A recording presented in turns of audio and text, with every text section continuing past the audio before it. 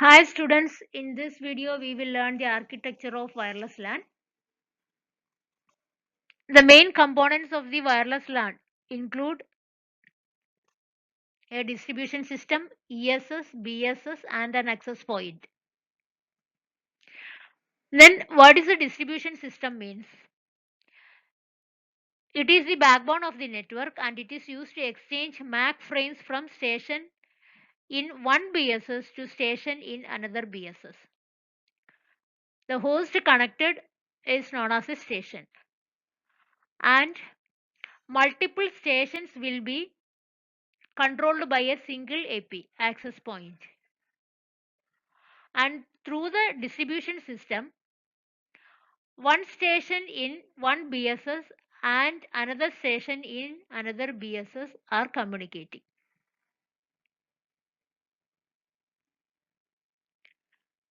So a system used to interconnect a set of BSS to create an ESS. And ESS is wired. ESS is wired.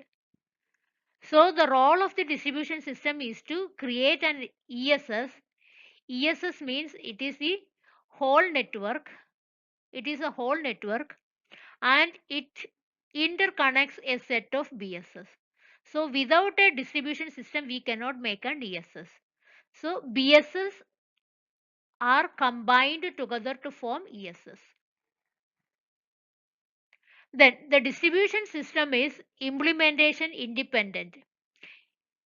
It can be 802.3 Ethernet LAN or 802.4 token bus or 802.5 token ring or any other 802.11 medium.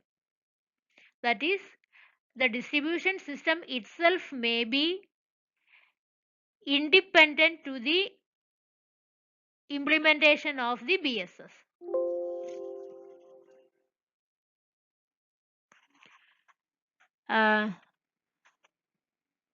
The distribution system may follow Ethernet 802.3 or 802.4 or 802.5 or some other 802.11 medium.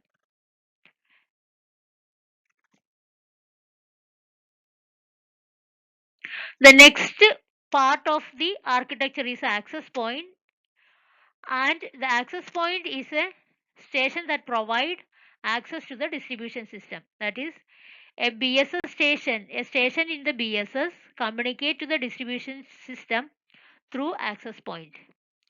At BSS, it is a building block of wireless LAN and it is a set of stationary or mobile wireless stations and an optional central base station. That is, access point is optional for each BSS. And the stations inside one BSS may be a mobile device or it may be a stationary device.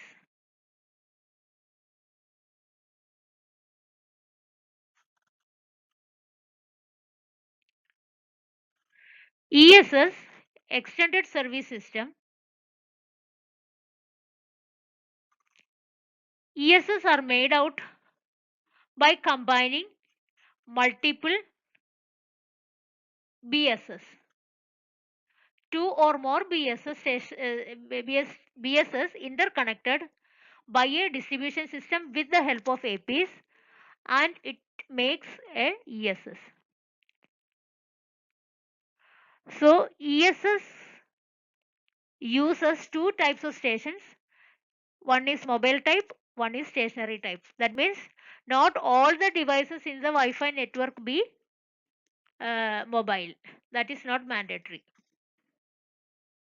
A mobile station are normal stations inside the BSS. Normally, the stations inside the wireless network are considered as mobile stations.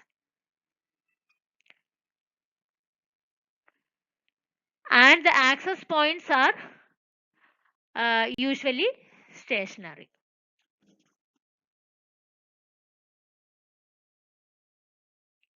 As we said in the earlier, the BSS may be of two types. It may be either infrastructure type or ad hoc type. For the case of infrastructure type, there will be an access point through which all the stations are attached to the distribution system. Whereas here there is no access point. So such type of networks are known as ad hoc networks. They are temporarily constructed. We can imagine Bluetooth network. Bluetooth network is an example of ad hoc network. Then infrastructure networks are networks in which the hosts are associated with the base station and are often referred to as infrastructure mode. And ad hoc networks, there is no common access point or no coordinator. Nodes can only transmit to other nodes with link coverage. That is, if a node is within the range of another node, then they can communicate each other. No access points like or base stations are there. Nodes organize themselves to a network. They are creating their own network. So it is temporary and this is known as ad hoc. This is an example of an ad hoc network. One base station and another base station. There is no access point in one BSS and the next BSS also. The BSS without an access point is a standalone network and cannot send data to other BSS. So if there is no access point,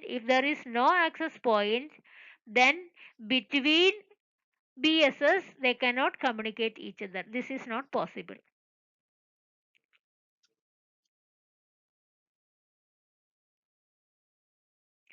Whereas in case of infrastructure, there will be a common distribution system.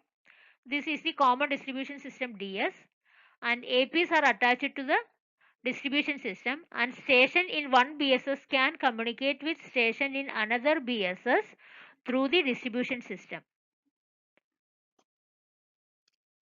So cellular network is an example of distribution system.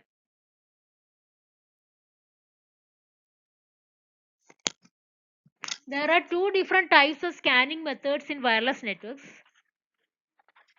One is known as passive scanning, another is known as active scanning. There will be base station 1 and base station 2, and the initial setting up of a device into a Wi-Fi network is by either passive scanning or by active scanning. Beacon frames are the frames that are sent from access points. So whenever a network is constructed, there will be an access point and the access point will be generating beacon frames periodically. Beacon frames are generated periodically.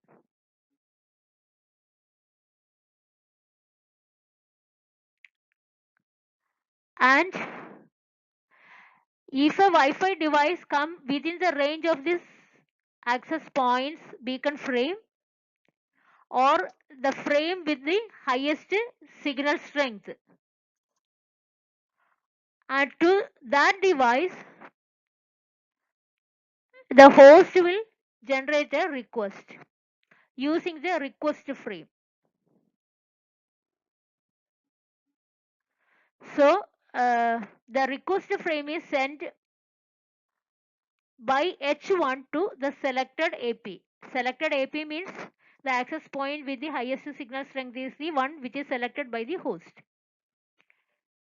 Then once the access point receives the request frame, then the response frame will be sent back by the access point to the H1. So this particular host will be connected to this H1. So this is what the beacon frame. So beacon frames are periodically generated, and when it is within the range of this H1, then H1 can generate a request frame. So the second part is the request frame, that is 2, point number 2. And step number 3 is the response frame from the access point to the H1. So here the beacon frames are received to this particular host from AP1 and AP2. So beacon frames are generated by the access points frequently. This type of scanning is known as passive scanning, whereas in active scanning, the first step is not started by the access point. It is started by the host itself. So here the first signal generated is known as the probe request. So the probe request frame is broadcasted from the host 1 to the nearest access points. Probe signal is broadcasted, that is, this will be generated by host and it will be received by all the access points within the range of this device. So one of the access point, when it receives the signal, then probe response frame will be sent by the access points. So the second step is by access point 1 and access point 2, because both of them will get the probe signal 1 or signal generated by the host. So both of them will respond to the host. Then host can choose one of the access points. That time it is generating step number 3 and response will be step number 4. That is association request frame sent to access point that is being selected by the host. Then the respective access point will respond to this request by response frame. So as a conclusion, we can say that in passive scanning there will be beacon frames generated by access points, but in case of active scanning, probe request frame is generated by the host. The remaining step number 3 and 4 are common for active and passive scanning.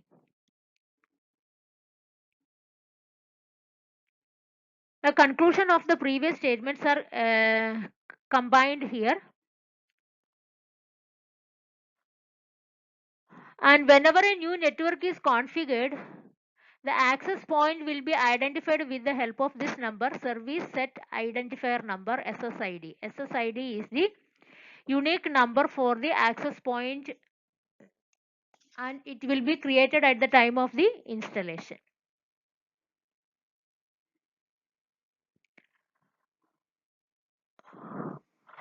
And 802.11 standard requires that access points are periodically sending beacon frames, and these beacon frames include the access points SSID. The host chooses the access point whose beacon frame is received with the highest signal strength. This is already we discussed in the previous slide. The process of scanning the channels and listening for the beacon frames is known as passive scanning. Wireless host can also perform active scanning by broadcasting the probe frame that will be received by the access point within the range of the host. The remaining two steps are common for both active scanning and passive scanning. This is how the infrastructure is configured for a wireless network.